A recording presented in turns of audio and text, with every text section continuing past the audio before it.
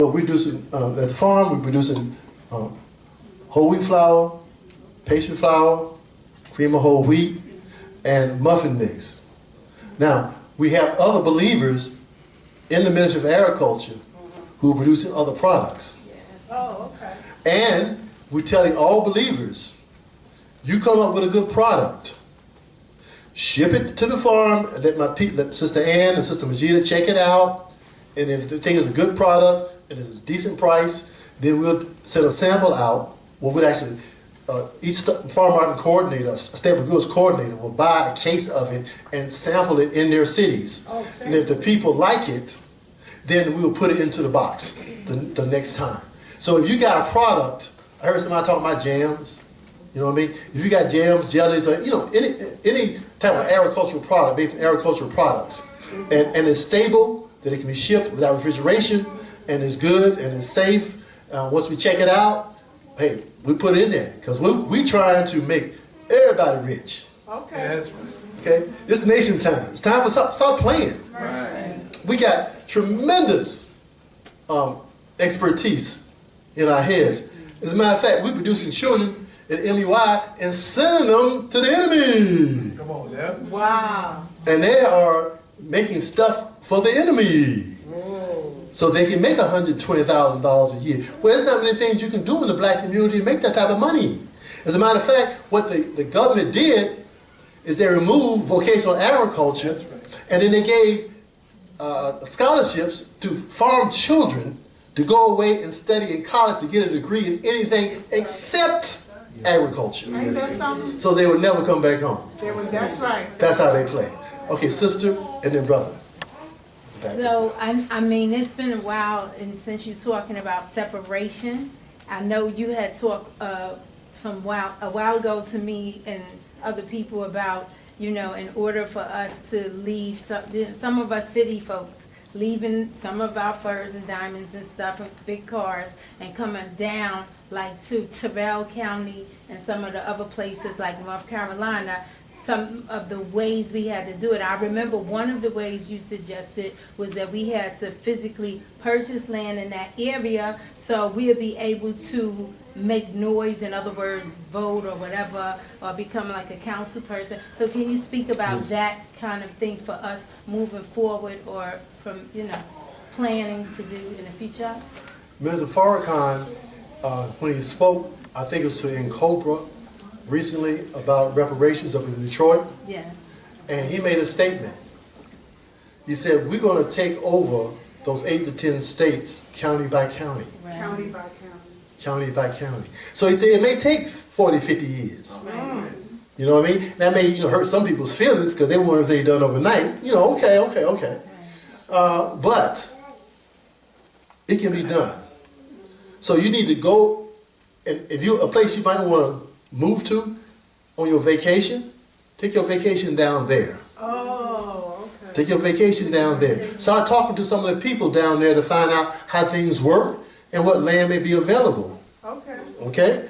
And then you steal away.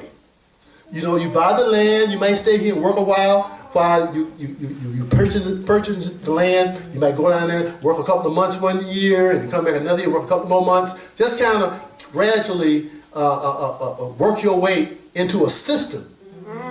Because a climatic difference in between here and 40 miles from here may limit you being able to grow a crop here that they can grow 40 miles from here. That's just how the climatic zones can change so quickly. So you really, this is why, now, remember I said that they would pay for, give scholarships to a child or farmer to go and study something else, Right. because the natural process would be for that child to learn from the parents. Right. That's right. To learn, not just learn how to do things, but learn how to do things for that particular climatic and soil situation on that farm.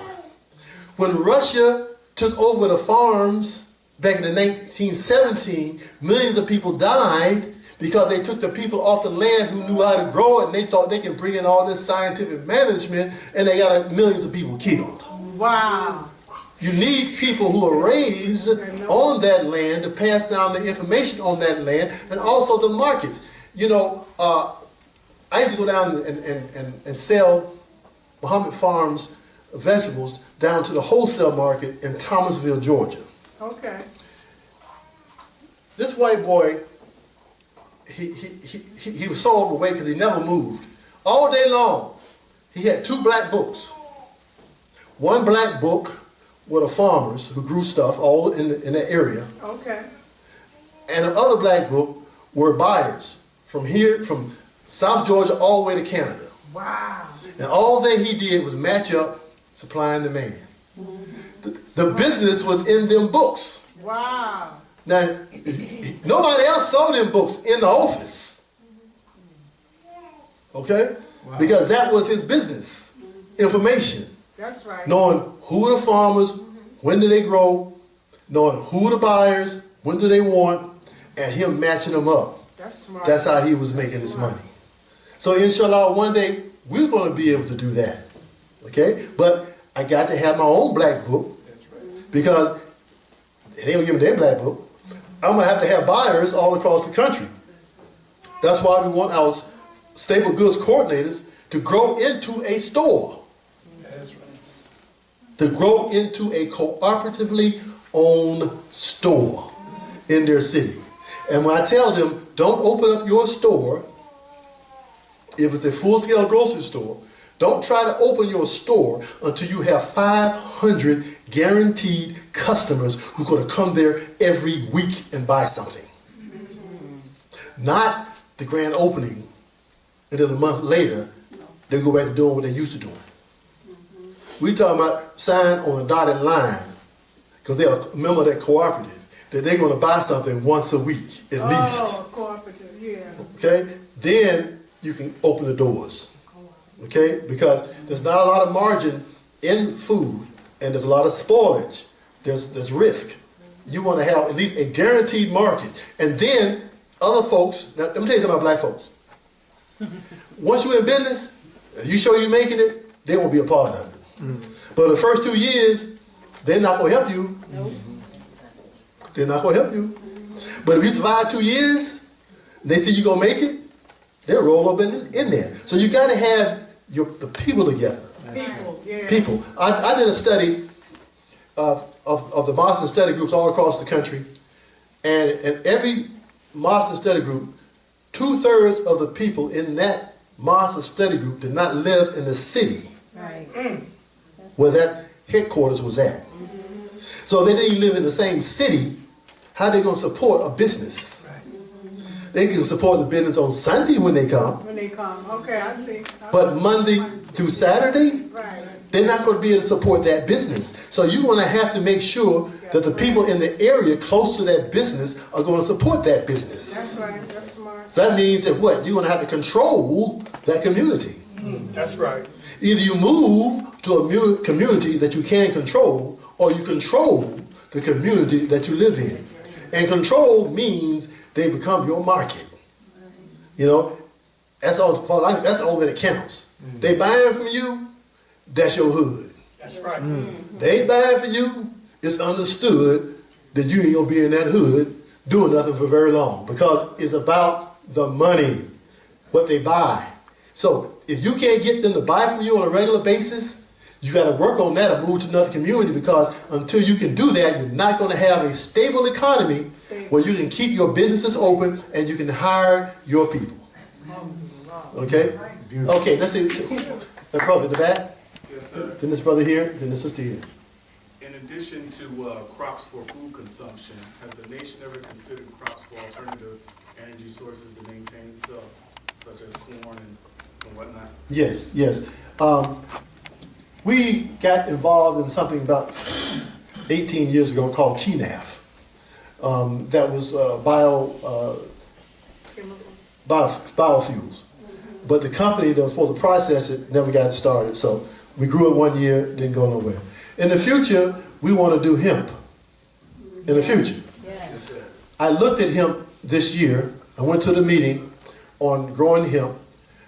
But there were some stipulations that I did not want to get involved with. In other words, hemp is the same thing as marijuana, basically. Right. Right. And you have to test your hemp to make sure that it's TCB or whatever. CCA. What?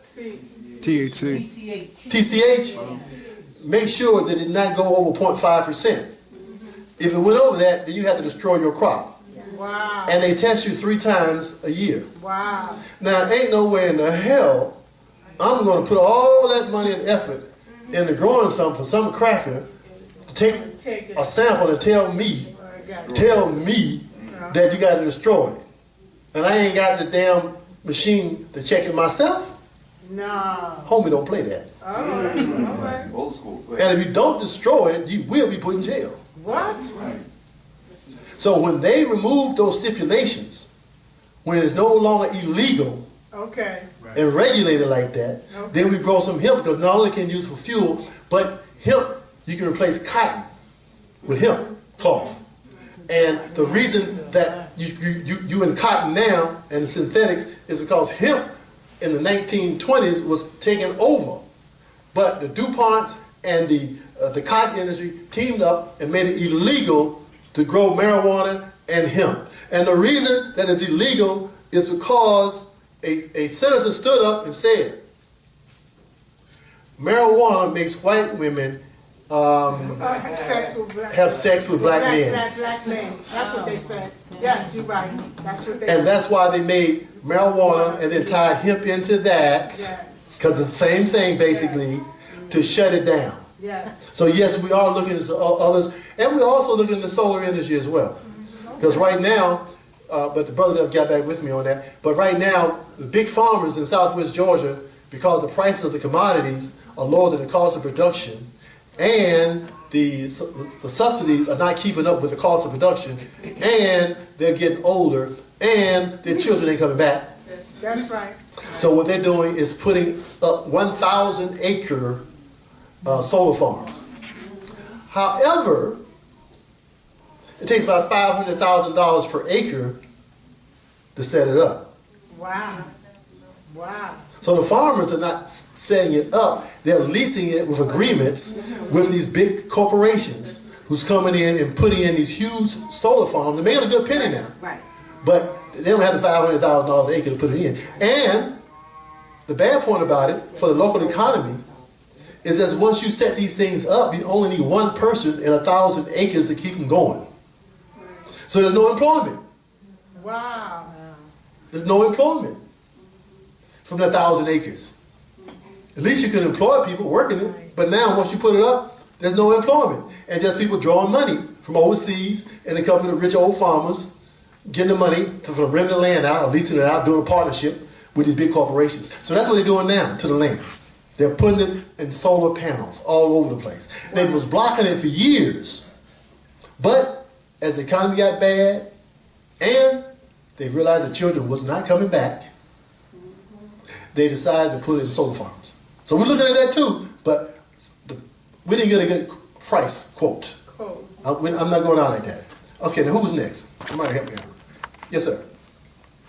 Yes, sir, go ahead. Yeah, yes, sir, brother. I was wondering, as far as buying produce that's void of pesticides, will we safe or near be safe purchasing them from the Amish? Oh, the Amish? Yeah. The Amish, they cool. You can buy them. That's about the only people you can trust beside Muhammad Farm. right. The Amish, about the only people you can trust beside Muhammad Farm. However, The Huh? Amish? The Amish. She said she disagreed. okay, well, I don't know. I ate a watermelon and it tastes like poison. Oh my It was goodness. poison for the first time ever I had. Really? watermelon. Oh, Yes, my from the Amish, goodness. Yes, sir. Well, I've heard they were good, but evidently No, not. they're not. The younger generation, the older generation had it, everything in order, but the younger generation sold out, so that's what happened. Okay, going for the dollars. Yes, they're going for the dollar. It's kind of hard to ride around on a horse forever. So, Can so, I wait a minute, add hold to on. that, Dr. Richley? I just wanted to add to that point, when we went to visit Amish farm, they used hog manure for their asparagus and different vegetables as well. They mix it up. Yeah, they just like, they love their hogs and they love the manure and they use it. So you can't really trust, like you said, if you ain't growing, you just don't know. Okay, now, when a black farmer has some produce for you, I don't want this to come out your mouth. Listen very carefully. Go ahead. If a black farmer has a farm and you go buy some produce from him, do not let this come out your mouth. Okay. Is it organic? Right. You sitting up in McDonald's. You sitting up in Chick-fil-A. Right. Oh my goodness, my favorite. And you come to a black farmer talking about it is organic. Right. Is you gonna bring your organic butt out there to help fight them weeds? Right. That's right. Now, over time, the farmer may become organic over time. And let me tell you about the organic stuff. We know, my wife been to the meetings. Do you know that if they cannot find compost, they can use regular fertilizer? If there's no compost available, it's in the law. It's in the law. It's in the law. If they can't find organic compost that they can buy, use regular 10-10 fertilizer, 10-10-10, 10-10-15, they can do that. Right. And somebody got to come out and inspect that stuff. Now you know white folks cheat. You know white folks pay people underneath the sheets. You know that. Underneath the sheets. You know that. So we are going to have to buckle up, get to work, and get some land and start working it. But again, we got to do it in an intelligent manner.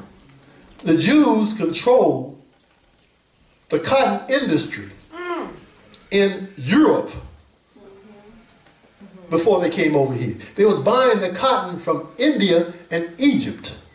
They didn't want to pay them prices. So they came over, they poisoned the Native Americans on the Mississippi Delta, took their land. Forget that cowboy and Indian crap. They didn't take no land with no six-shooter and no Winchester. They took that land by giving them smallpox. And you know how they got smallpox to some of them? We as black folks could handle smallpox. They would infect us and then let us loose. Oh! And we run to the Native Americans. Oh my goodness. Okay, then they brought us over here to work the land for nothing. And then once we got out of slavery and started buying land, they didn't want to buy the cotton from us. So they set up a system to take the land back from us, brought over Europeans to work the land, and next thing you know, they had a dust bowl. Messed the land up. Okay? So, listen. I don't want y'all to feel bad about what you didn't know before tonight. It took me 20-something years to find all this stuff out. Wow. And I got a PhD. And none of the stuff you heard tonight, I got from Michigan State. Wow. You understand that? Yes. So, don't feel bad that you didn't know. But now that you do, start thinking about everything you do. Start planning your life and planning your children's lives. Okay? Grow them up understanding how the system works. I believe that we can build a better economic system than they have. I believe that we can build a better physical nation, much less moral nation than the white man. I truly believe that. I am one arrogant nigger to white folks. I don't believe in white folks. And I won't bow down.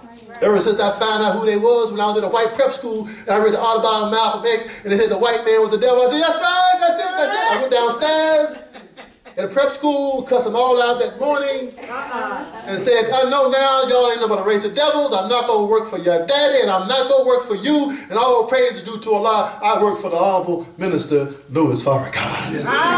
Okay? Oh, praise is due to Allah. Okay. Let's see, some more questions? Okay, yes sir. What is the chances, first of all, thank you for your service. What is the chances for black farmers survival in America? And how many black farmers do we have? And second, we live in a society where there's a lot of young generation is not interested in farming. Right. And I think it's important to start them young because you get a city boy coming out and do some farming, the sun and everything up to the high, they want to go back to the city. So what would be the good method to try to start a generation to do that? And the third question is, how many people do you have as far as working with you at the farm? Thank you. Okay, I got a black guy and his white girlfriend. That's my full-time people. I had 2 black guys, but he got too old. And I had to, you know, he had to get surgery on his knees. So this white guy who has a black guy who has a white girlfriend, he's training her and she's working. Now he's working for me. He's been working for me for 15 years now. And the only reason why I got him is because he had a white girlfriend. And the other white farmers wouldn't hire him. And this man can break down a tractor and put it back together again. Wow. Okay? Plus he knows everything about farming, but he also knows everything about equipment and fixing stuff. And he is that good, but he couldn't get a job. So I had him and another black guy. Another black guy, he was working for me. Because when I first went there, I couldn't get black folks to work for Muhammad Farms. So he's working for me because he lived on a plantation. They still call them plantations there. The workers live in a house that belongs to the plantation. And when they get fired, they have to leave the house, or the father died on the plantation. His son wanted to change it into a hunting reserve. He didn't do agriculture no more, the farming, so the black guy had to leave. And so the black guy came over to us to work for us until he got too old. So if you see a white woman on the farm, don't ask me no questions. Send me somebody black who wants to work, and I'll train them. We've had apprentices come at the farm. One brother might come back once he finishes his degree. Okay, 2 of them are supposed to come back this past November to work for the winter. They didn't show up. I'm not gonna beg nobody.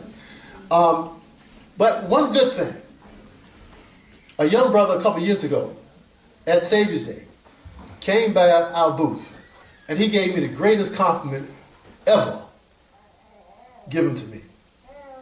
He said, "Dr. Ridgely, you make farming cool." Oh, wow. I said, "Brother, that's a hell of a compliment." Because you know, nobody thinks farming is cool. They think farmers are. If there's something that's squarer than a square, that would be a farmer. Okay, nobody won't be a farmer. But we have worked, me and my wife, to change the environment, the culture. So we got young people who want to do it. But I want for young people to understand, I don't want you coming in growing raw product to give away. To give away. No, we talk about we got to learn how to produce a product that we can sell to the final consumer and get that money. And if you want young people to come to the farm, you're going to have to come with them, because this is not a daycare center. So we're not taking no 13, 12, 13, 14, 15, 8, 9, 10-year-olds. When you come with them, you can come. But you can't live with me. Okay? No, we don't run a summer camp like that. So if you want to come with your grandchildren or your children to the farm, to stay a couple of days, fine. We're trying to develop now money to set up a visitor center so that you can stay on the farm. Right now, you have to stay in a hotel room off the farm, about 7 or 8 miles away. One more question. Yes, sir? Can you bring an RV on the site? Yes. That's a good. Yes, you can do that. Oh, okay. You can come down with your RV. Go ahead. Matter of fact, we use RVs and run off deer. Go ahead. Yes, ma'am. I had wanted to ask this question for a number of years, and it kind of stimulated from when my son was in prison. And I just never got an opportunity to ask, has there ever been, it was right around the time when Dianetics came out, that the farm has thought about doing something with the prison, when people come out of parole or probation, to have like a FOI, MGT, probation parole type thing to train them in the farming? Because I remember having a conversation with my son on the phone when he was working. I mean, he's out now, but making, it was just insulting, 25 cents an hour, Okay, 2 things. Number 1, every black man over 18 years old who's worked at the farm has been to jail. Right, that's right. That's right. Because that's the only place they can get a job. It's on our farm. Yeah. Now, in terms of a couple of years ago, the governor of Georgia basically ran the Mexicans, illegal aliens, out of Georgia. And they set up a program which they would give the prisoners cut their sentence if they would come and pick those tomatoes and cantaloupes that were in the fields. Right, right. That program lasted to 12 o'clock noon the first day. And those prisoners said, no thank you. We will take our 3 hots and air conditioning and TV and do our time. Okay, so this is why we have Founders Day, where we have people to come down, and y'all get a chance to get out there in the sun and see what it's like. And when we have a captain and an MGT captain who want to move to the farm to host these brothers and sisters, then we can do that. But Brother Ridgely and Sister Ann are not going to monitor some prisoners who just got out of prison. Oh, yeah, that's right, yeah. I'm not doing that, because do you see where I'm at? I'm up here. Yes, sir. My wife is down there. That's right, you're right. Okay? So if once it's set up that you have a building and you got somebody who's going to be in charge of that process, then yes, we can deal with those brothers and sisters. But let me tell you something. That heat and them gnats will run you crazy. Yes, they will. Now, you have crazy already. That's why you're in prison. You come out, you're not going to be able to handle it. You're not going to be able to handle it. So we got to have somebody there who can deal with your psychology. Okay? And I can deal with your psychology, but I'm not there all the time. So that's something in the future. In the future. Yes, we can do it in the future. Yes, ma'am. Islam. Allah has blessed me with a business. It's called Supreme Compost, which is now incorporated. 5 years ago, I got into composting thanks to Sister Melody. I'm also a GMO and compost education specialist. And what I've also done is that I have connected all the farms in Philadelphia for the community to actually get your real organic foods. I also won a $20,000 grant through the city and created a program called ETAB, Entrepreneurship Through Agribusiness. And what I did was that I hired individuals, entrepreneurs, to come in and to teach the youth. And then what I also did was pay the youth to come to class. Okay. All right, so the last class, someone came in from Vision Quest. Vision Quest is I think it's a nonprofit that handles the DHS youth. They asked me to do a contract with them to bring in the youth, and what the sister was just saying is exactly what I'm striving to do. And out of that, I want to create an agricultural campus and do everything that she was saying. I want to, because the youth are detained, they have to come. They will have people to be the monitors there with them. And what I want to do is actually create this campus to have them come on the campus and actually grow fruits and vegetables. And then to make the income is I want to create inside of this building a commercial kitchen, a swimming pool for the sisters. Okay, whereas it'll generate income as well. So I'm just sharing this information just to let you know what's going on, that I'm available to teach. I would love to teach the Nation of Islam everything about the GMOs. I have broken everything down, because again, I've been studying for 5 years. I've broken everything down to every ingredient, to the citric acid, to the xanthan, to what it's doing to the body, and also teaching everyone about the dialysis centers that's all over the place, and also the emergency centers. And the key thing is that they put the emergency centers out there because people are getting sick. And what'll happen is that what it has happened is that it will not cause a ripple in their program to alarm people. Now, when are you going to get your program going? I'm working on it as we speak. Okay, when you get your program going, next year, next Savior's Day, not this Savior's Day, because we already got lined up what we're going to do this Savior's Day. Once you get your program going, contact me, and we'll try to put you on the program on our Ministry of Agriculture workshop. Okay. Okay? Get in contact with me. Yes, sir. Well, I have two questions, or two things. First one is there a difference between like the varieties of watermelon, like they're different colors? Yes. And if we can get like some people together for the solar, I don't know exactly how much solar you want to put on the farm, but if you can get some people together, I'll come and help install it. Well, again, I give him my card, come talk to me, give me a proposal. No, I just do, so that's my job.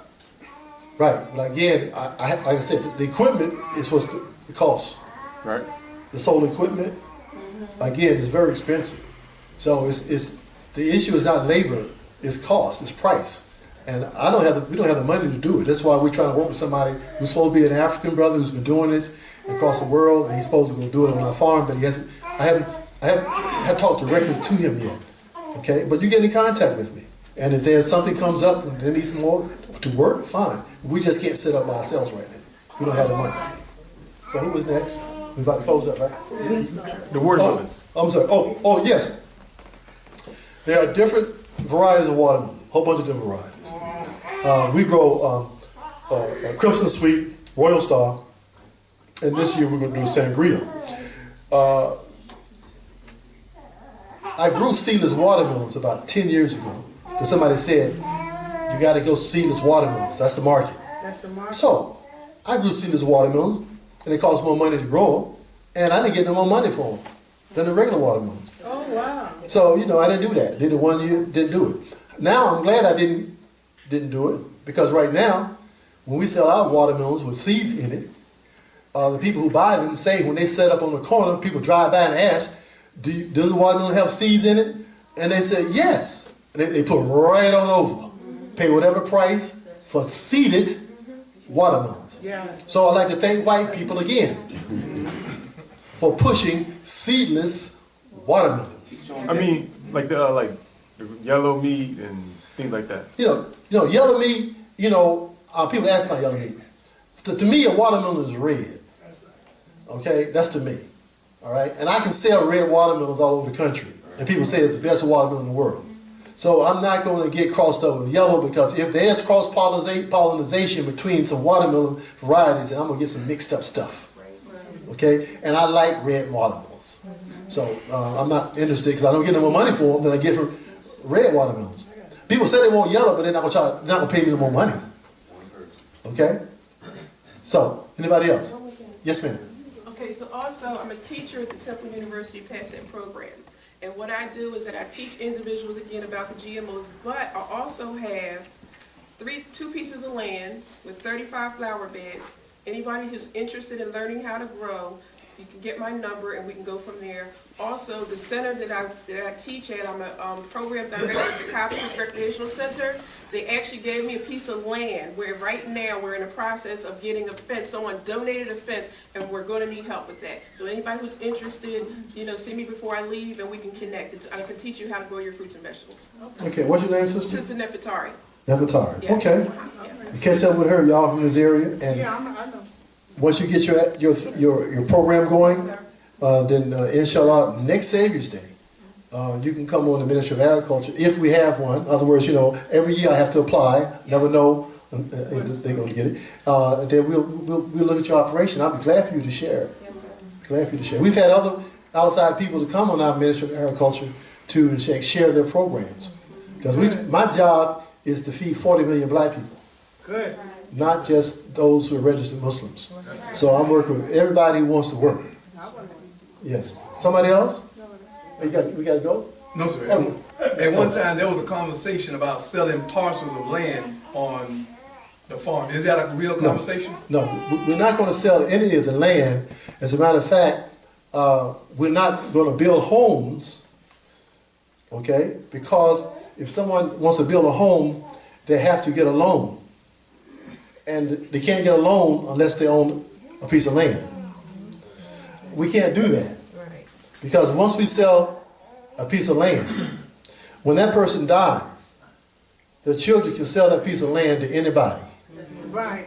Including Jews, including white folks. So we don't, now, we're looking at putting up houses and renting it to people. But we cannot sell any land. We're not going to lose that again. And once they get their foot in the door through hook or crook, they're going to cause problems. Now, but we are promoting buying land around the Harvard Farms. You just go and put Terrell County, Georgia, and you will see all the land available all around. 'Cause I'm telling you, these white boys are dying out. The children are not coming back. And the people, Muslims are buying land there now between $3,000 and $4,000 an acre. However, they've already heard the footsteps. In other words, the realtors have heard the footsteps of the Muslims coming down. Wow. And they're going to increase the cost of the land. Right. So you need to do it now if you plan to do it. Now don't forget, you can do it now and not build now and then sell it to somebody else later. But guess what? The reverse underground railroad is in effect. The reverse underground railroad is in effect. Black people are moving out of the cities by the hundreds of thousands. Just look at them on the internet. They're rolling out of Chicago. They're rolling out of Philly. They're rolling out of New York. They're rolling out. They're going down south. It's already happening. The reverse underground railroad is in effect. They're moving down by the hundreds of thousands out of the north, out of the west, back down.